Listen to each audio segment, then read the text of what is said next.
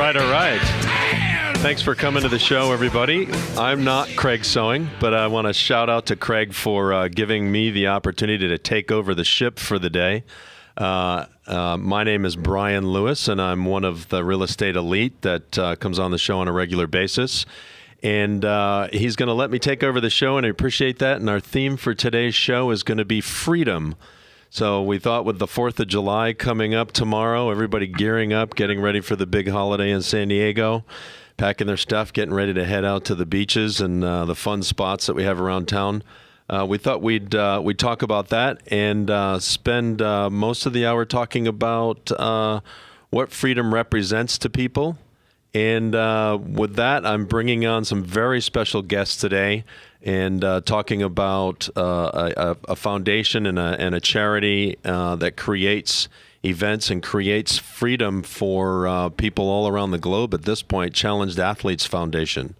It's a foundation that's near and dear, like I say, to our hearts. And so I brought in, without further ado, several special guests. But my first guest is Captain Eric McElvenny. And Eric is himself a challenged athlete and a veteran. And part of the show, we want to talk about veterans and how stuff around the world and the globe has affected our veterans and what happens when they get back. And specifically talk to Eric about his involvement with Challenged Athletes Foundation and tell his story. So welcome to the show, Eric. Yeah, thanks. Thanks for having me. This is exciting for me. It's a pleasure. Have you ever been on the radio before? I think 1 or 2 times. Yeah. I'm not a professional, though. I'll tell you that much. You will be after today. There's not. Very cool. So tell the audience a little bit about yourself. What your story is. I know you were in the Army. What branch were you in? Yeah, I was in the Marine Corps. Marine Corps. Ooh, that's a big fupa on my part. Sorry about that, Eric. That's all right. Yeah. So you're in the Marine Corps. Tell the audience a little bit about your story. Yeah, I was in the Marine Corps. I was in the Marines for about 7 years. In 2011, I was deployed to Helmand Province, Afghanistan. I was based out of here, Camp Pendleton. So I've lived in the San Diego area for about 8 years. But in 2011, I was deployed to Helmand Province, Afghanistan. I was working with the Afghan National Army. Wow. Really in the thick of it over there, huh? Yeah, it was a very, very unique, interesting opportunity where I led a small team of 4 guys.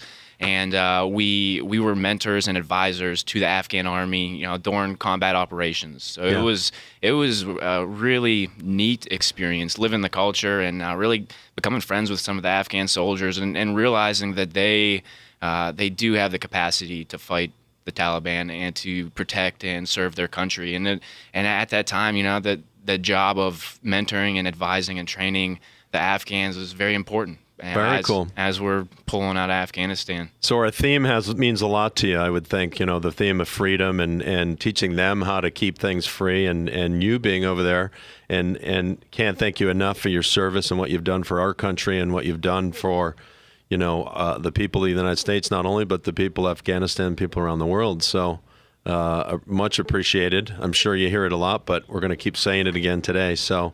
And so what happened? So you're over there in the thick of it. Yeah, so I was deployed. It was supposed to be a 7-month deployment, and at about 3.5 months, it was after a small Marine, the battalion that we were working with. We did a small offensive, and we were in a difficult area, a tough area. The Taliban really didn't want us there, and we were on a patrol. Myself and my corpsman were the Americans with 10 Afghan soldiers, and wow. On that patrol, there were also 2 other Marine units in the area, but on that patrol, we were patrolling through an Afghan village, and we were talking to a few of the local people, and we're not being engaged or shot at. It wasn't kinetic at the time. So not in fear of your life at that point. No, not at that point. It was a pretty routine morning. And towards the end of the patrol, we were heading back to what we called home at that time. It was an abandoned compound. And as we were going back there, it's when it happened. I stepped on and triggered an improvised explosive device, an IED, and it exploded. Unbelievable. Yeah. Yeah. And so because of that accident, you lost your leg. It led to the amputation of my right leg below the knee, and there were a few soft tissue injuries to my left leg and forearm, and a minor TBI, traumatic brain injury, so it came with a concussion. Yeah. Well, I imagine. Yeah. So a pretty traumatic event, and from that event, though, I got to say, hanging out with you and doing the TV show with you last week, you look. I didn't know you before, but I don't think you've changed. And I think a lot of that has to do with Challenged Athletes Foundation and how people rallied around you after the incident. So tell us a little bit about that. How did I imagine there was a lot of emotional turmoil, right afterwards, and trying to figure out how you repiece your life together, what's going to happen next. How did you come across Challenged Athletes Foundation? Yeah, that's Challenge Athletes Foundation it's great. And right after the injury, it was at first, before the real physical challenge, it was mental and emotional. It was a mental and emotional challenge where what had been normal the 28 years previous in my life had now changed. Right. And you were pretty active, right? Yeah. I was an active guy. I was playing sports, loved playing sports, especially as a child. Grew up playing sports and baseball and football in high school and a little rugby in college, and it was very active. Then in the Marine Corps, of course, you're active. Yeah, that's almost a stupid thing for me to say, because I was just thinking you're in the Marine Corps. I don't think they let couch potatoes into the Marine Corps to go over to Afghanistan and fight on our behalf. So yeah. But honestly, after I lost my leg, I wasn't too sure what the next step was. But I had a lot of support from friends, family. And family. The community of San Diego has been amazing, and my. I was initially from Pennsylvania, the Pittsburgh area. They were awesome as well. I had a lot of support, and I made the decision to set a big goal, at running an Ironman.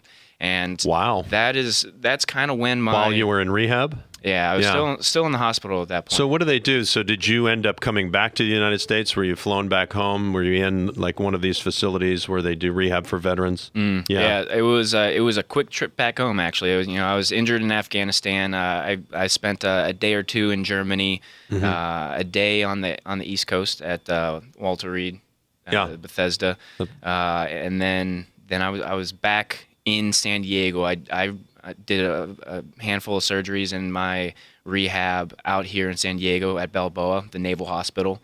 So it was 6 days after I was blown up. I was out here. I was reunited with my family, and I was really starting the healing process. The military in every branch, the Air Force flew me around, the Army took care of me, Navy took care of me. Very cool. It was amazing, the process. That's very good to hear, because you hear there's a lot of you hear on radio and TV. Everybody's trying to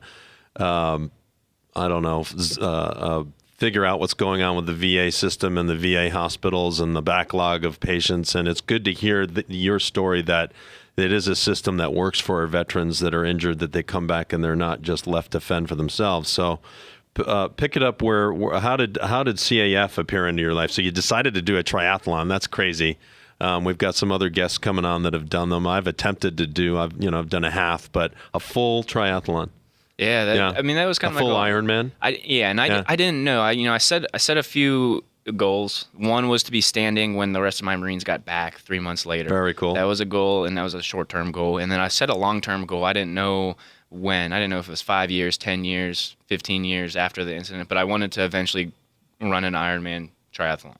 And shortly after that, I was introduced to the Challenge Athletes Foundation. I actually met them when I was out surfing. I was out surfing. I met Nico Marcolonga, works with Operation Rebound, with Challenge Athletes Foundation. I met him, and quickly when they found out my goal, they began to support. Very cool. They got me trained. They sent me to a camp in Florida because I've never done triathlon. I did that. They equipped me for my first triathlon. It was a sprint distance, and then they kept providing these opportunities and travel and places to stay for me to continue taking steps towards my goal. And eventually, through a partnership they have with Chocolate Milk, they got me to the start line at the Ironman World Championships in Kona, Hawaii. Wow. This past October. Unbelievable. And they're still the Challenge Athletes Foundation. We have a great relationship. They still support me, and I highly support them. It's an amazing organization.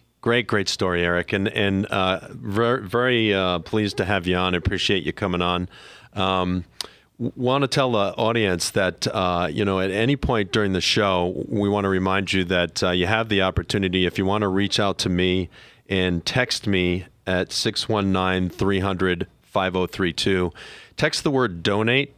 And if you're just looking for more information about Challenged Athletes Foundation, how to get involved in their events, how to become a fundraiser, what it takes to get a grant if you or somebody you know is disabled and is looking to participate and wants that freedom in their life, please reach out to me. Text the word donate to 619-300-5032.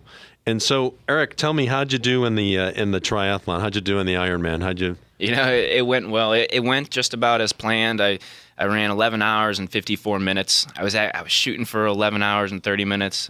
So it was close. It was a long day, but the whole experience was absolutely. It was such a cool experience to go through the training and to run an Ironman. Very, very cool. So I got some work to do because I think you'd blow me away on the run portion. Anyway, when we get back, we're going to bring in some more great guests. One of my fellow fundraisers, Dr. Jeff Krebs. We're going to bring in 10-year-old Cameron Lucas, and he's going to tell us his story with his dad. Don't go away. We'll be right back. Talking about freedom. Sewing. Don't forget, Craig is San Diego's #1 consumer advocate. If you have any real estate or financially related needs, make sure you visit Craig online at craigsewing.com. That's craigsewing.com. Visit Craig today.